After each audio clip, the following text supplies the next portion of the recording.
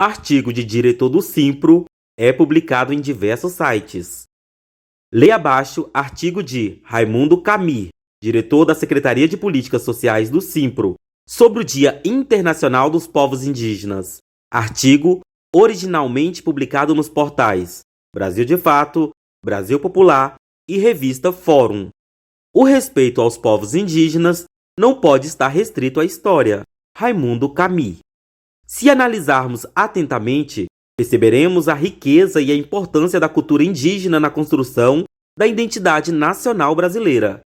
Não é somente nas linhas dos livros de histórias que essa história se faz presente, mas também em elementos contidos na dança, nas festas populares, na culinária, no artesanato e principalmente na língua portuguesa falada no Brasil, que é fruto do processo de aculturação entre povos indígenas, negros e europeus. O dia 9 de agosto relembra a responsabilidade de proteger histórias, legados, espaços e direitos destes povos. Mas tudo isso tem, de fato, sido respeitado? Desde o início do governo de Jair Bolsonaro, o desrespeito aos povos originários é gritante. Elencado alguns exemplos, temos a perspectiva nula de desmarcação de terras no atual governo, o que gera problemas crônicos para os indígenas. A tramitação no Congresso do PL 490, que prevê a revisão do usufruto exclusivo das terras pelos indígenas, previsto na Constituição. O desmonte da FUNAI, o que fragiliza ainda mais a situação destes povos.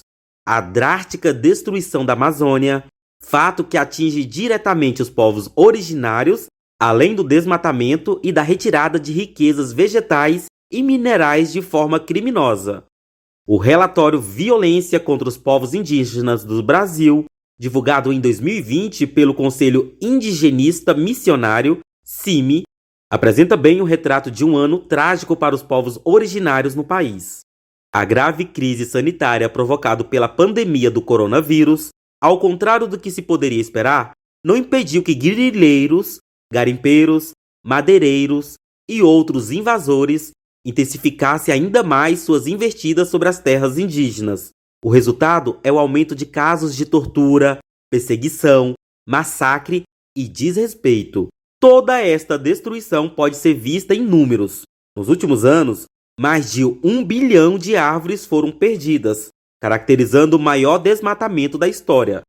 Quase 20% da Amazônia já foi desmatada e cientistas afirmam que o país está próximo de atingir um ponto que não será mais possível reverter os impactos dessa destruição. Dados de satélites apontam que as terras indígenas funcionam como uma barreira contra o avanço do desmatamento e de suas trágicas consequências. Por isso, os indígenas que arriscam suas vidas para denunciar atividades ilegais em seus territórios são ameaçados, criminalizados e sofrem graves tipos de violência. A resposta, na grande maioria dos casos, vem na forma de sangue. Em um dos casos, o indigenista Bruno Pereira e o jornalista inglês Dom Phillips foram brutalmente assassinados na região do Vale do Javari, no Amazonas.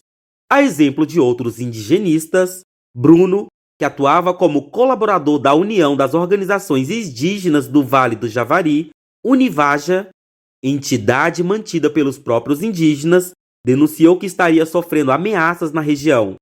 Por outro lado, Phillips realizava reportagens sobre desmatamento e crimes em terras indígenas.